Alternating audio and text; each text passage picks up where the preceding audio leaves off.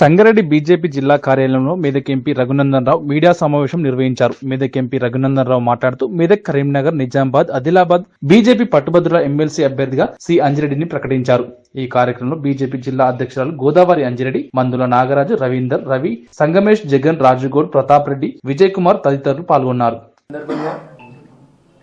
భారత పార్లమెంట్ లోపల సుదీర్ఘంగా భారత రాజ్యాంగ నిర్మాణం పట్ల జరిగినటువంటి కార్యక్రమాలు, భారత రాజ్యాంగం అమల్లోకి వచ్చిన తర్వాత ఈ దేశంలో అధికారంలో ఉన్నటువంటి పార్టీలు భారత రాజ్యాంగ నిర్మాత డాక్టర్ బిఆర్ అంబేద్కర్ పట్ల అవలంబించిన తీరు పట్ల దేశవ్యాప్తంగా ప్రజల్ని చైతన్యవంతం చేయాలని చెప్పి భారత ప్రధాని నరేంద్ర మోడీ గారి నాయకత్వంలో ఒక నిర్ణయం తీసుకోవడం జరిగింది.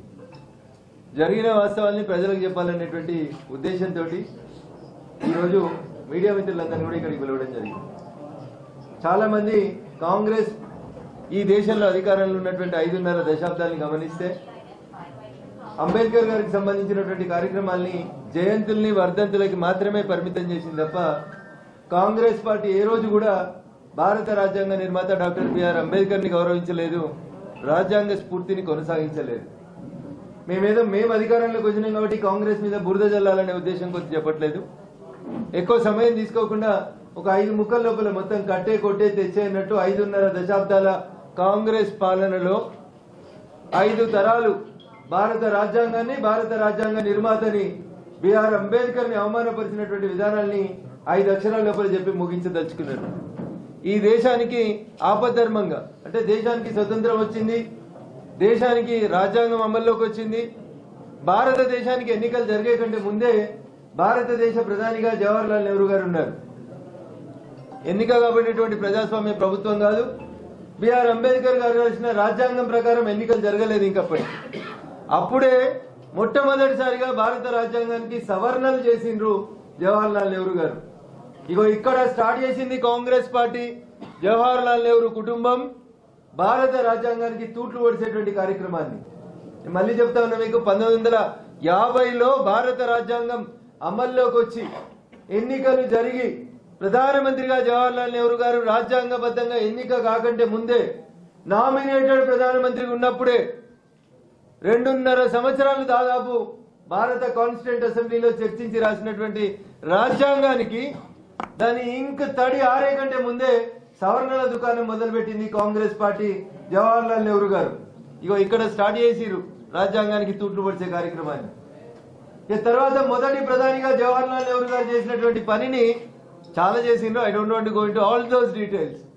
రెండోసారి వారి నెక్స్ట్ జనరేషన్ లో వచ్చినటువంటి శ్రీమతి ఇందిరాగాంధీ గారు ఎమర్జెన్సీని తీసుకొచ్చి భారత రాజ్యాంగాన్ని, భారత రాజ్యాంగ హక్కులన్నింటినీ తూట్లు పడిచి తుంగలో తొక్కింది ఎవరంటే రెండో తరంలో వచ్చినటువంటి శ్రీమతి ఇందిరాగాంధీ గారు.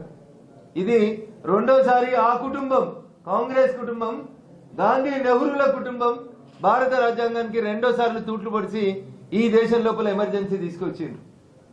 మూడో తరం వచ్చింది అనుకోండి.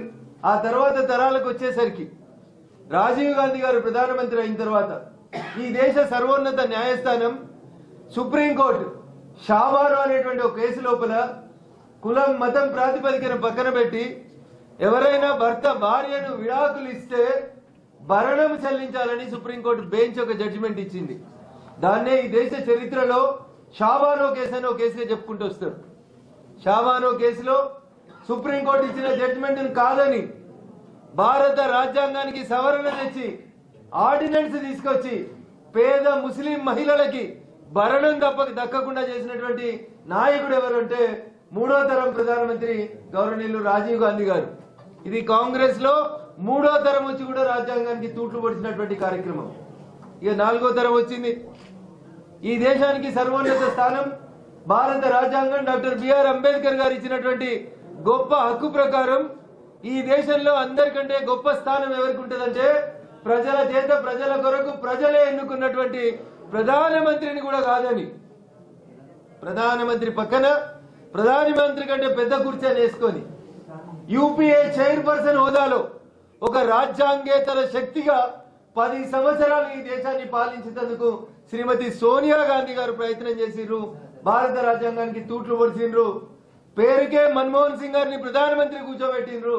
కానీ రాజ్యాంగం గౌరవించి రాజ్యాంగం ఇచ్చినటువంటి అతిపెద్ద స్థానం ప్రధానమంత్రిగా ఉన్నటువంటి వారిని ఓ మౌన ముని చేసి ఓ కీలు బొమ్మని